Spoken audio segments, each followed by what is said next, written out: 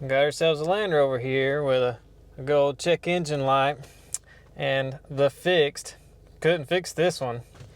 They are having some camshaft position sensor correlation issues with both bank 1 sensor 1 and bank 1 sensor 2. Let's see what's going on with this.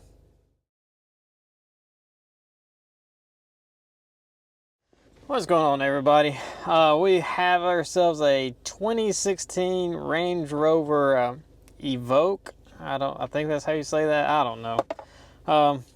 And yeah, they had their little fixed in here, and it didn't fix their car. Of course not. So we got a P0016 and a P0017, which is crankshaft camshaft correlations with each cam sensor. This is just a 4-cylinder, so there's only 2 cam sensors. A lot of you might know this, but it's just the Ford, I think it's a 2-liter Duratec motor or something like that.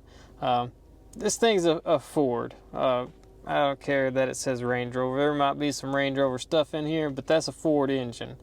So let's get into this and see what's going on with these cam sensors. It seems to run fine, like it revs just fine. They say it drives fine. It just, the check engine light comes on and has these codes. So, and I don't know what all they've done to it. I know they've changed the oil. It does have a fresh oil change in it. That didn't seem to help it or anything like that. So let's look at some live data and see what's going on with these camshafts. Alright, so I've got the live data pulled up here for the cam position sensors. So we've got the exhaust and intake. Their actual degrees are reading 8 and 11. The desireds are, of course, 0.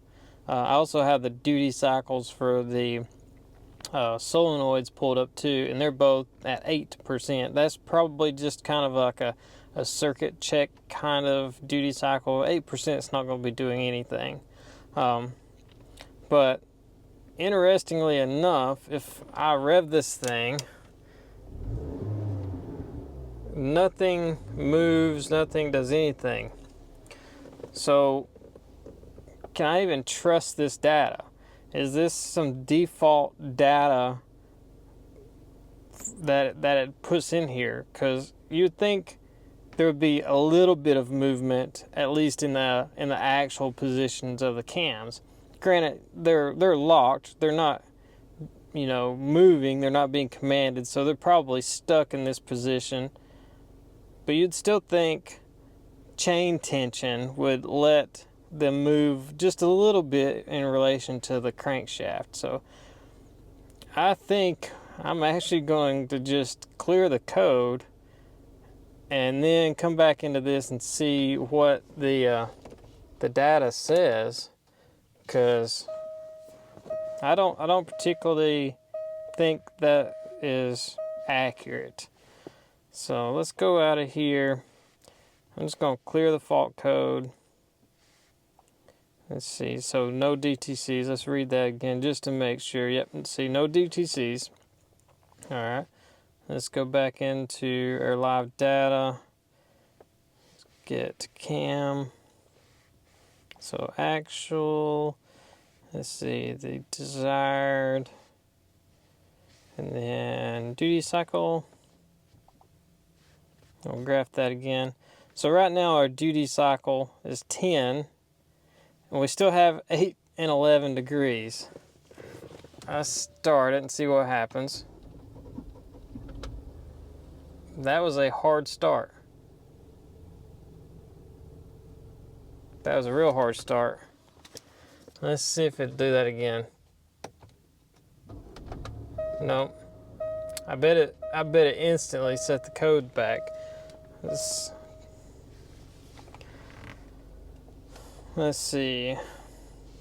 Read fault code. Nope, it did not. That was so strange. Like, I'm just gonna clear that fault code again. Even though it didn't say it, like it could have started to. So we'll see if this does that again. That was so weird. It kind of like stumbled before it started. No, started just fine that time.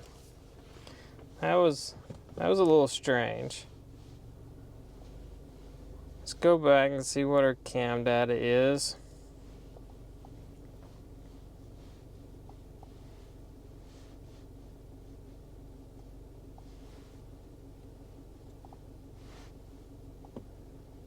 Eight and 11. That's really strange. It's not moving, not doing anything.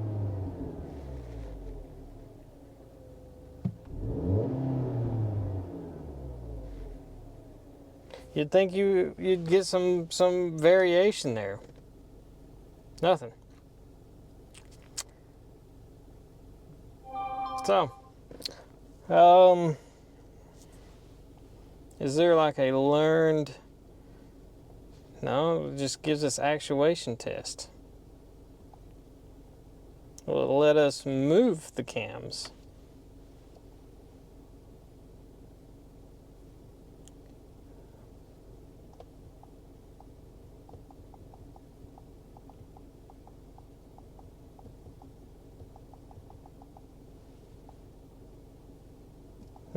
No.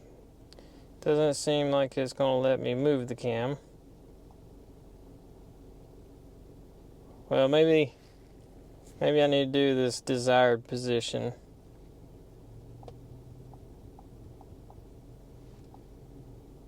No response. Has it like set a code again or something? Okay, yeah, we've got the codes pending again. So there's something it's not happy about. I think it's time to get the scope out and get a cam crank correlation, see if we can maybe find a known good to match it up with. Well, the cam sensors are pretty easy to get to. There's one there, the other one's right there, so I should be able to just back probe those very easily. The problem with this is the crank sensor is down on the crank pulley down there, so I followed the harness up and I thought, well, I'll just tap in it up here, but nope. They wanted to use this cable instead of actually giving us some wires that we could get into right here. So I guess somehow I gotta get down there to that crank sensor to back probe it. That's frustrating. All right, so I got a capture off of this engine, and as we can see, our intake and exhaust cams, they're lined up pretty much dead on. There is some tiny variance, which you're gonna have. And if we count our teeth from our crank sensor to the cam sensors, we've got 1, 2, 3, 4, 5, 6. We're on the 7th tooth. Okay. That seems pretty close. I've never scoped one of these, but that doesn't seem wildly out.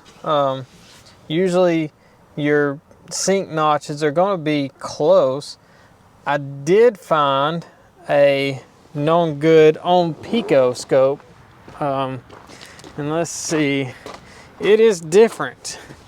It is 1, 2, 3, 4, 5, 6, 7, 8, 9, 10 teeth, and you can see the variation here. And this is also, you know, from one cam to the next cam, they're a little off. That's normal. They're never perfect. But our sync notches are in a different spot.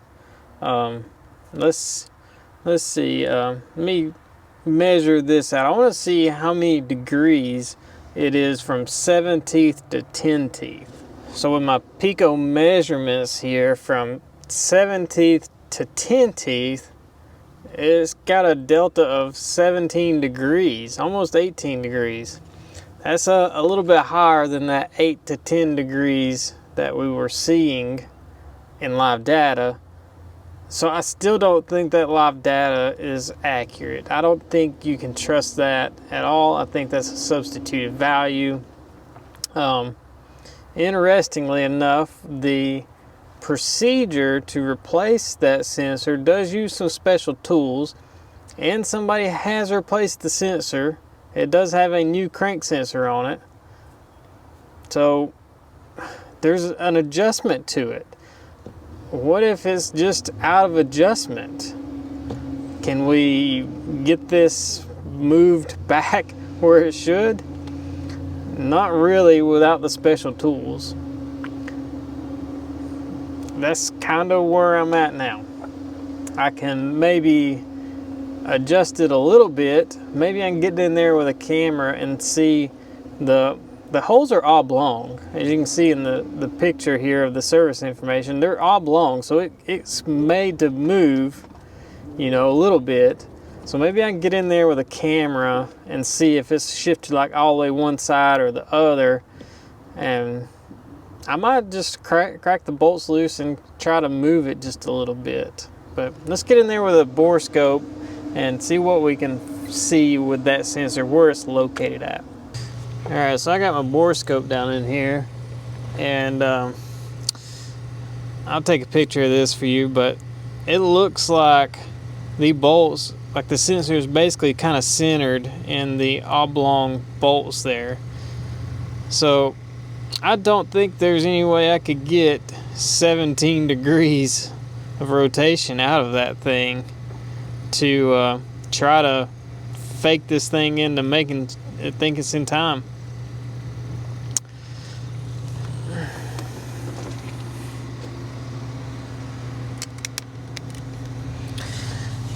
I think we're at a point to where if I could find an end cylinder of this engine, I could look at an end cylinder and know for sure whether it is something to do with the crankshaft sensor or if the cams are actually out of time. I really think it's something to do with either the crank sensor or the crank reluctor, because this crank pulley has the reluctor on it. You can probably see the little teeth in the picture, and there's no keyway on this motor, if I remember right. It is a what they call a diamond crusted washer. So what if it slipped? That could definitely throw the timing codes. So realistically, we need tools to correctly retime this crank pulley and everything. So what do you guys think? Let me know down in the comments. This will probably be where we end this, because I don't have the tools. I'm not buying the tools for this because I don't do the mechanical stuff. So this car might end up going somewhere else that will have the tools to retime this, because it really is looking like it just needs a timing job done now. Whether it needs whole chains and stuff, I have no idea. That'll be somebody else's call, but I really feel like it's probably the crank pulley has shifted and it needs to be realigned. Because I mean, having the two cam sensors perfectly lined up, to me that screams an issue with the crank sensor reluctor. You know, whether or not it's jumped a tooth on the chain on the crank or not, you know, it could have done that, but it's definitely still got both cams perfectly in time with each other. So it's got to be something on the crankshaft side, whether it's jumped a tooth or the reluctor has shifted.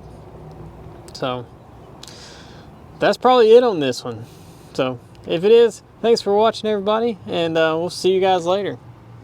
So everything's took apart, and look at that. That is caused by that little piece coming out. they found the other piece that goes in there. There should be another little piece they've still got to try to find, but there's a bulletin about this actually coming out, setting a fault code for one thing, one phaser, but I think just happens how this is. It probably just caused it to jump on the crank or something like that, but a few broke pieces here and there. They're going to get all this put back together, replacing everything, and this car should be good to go.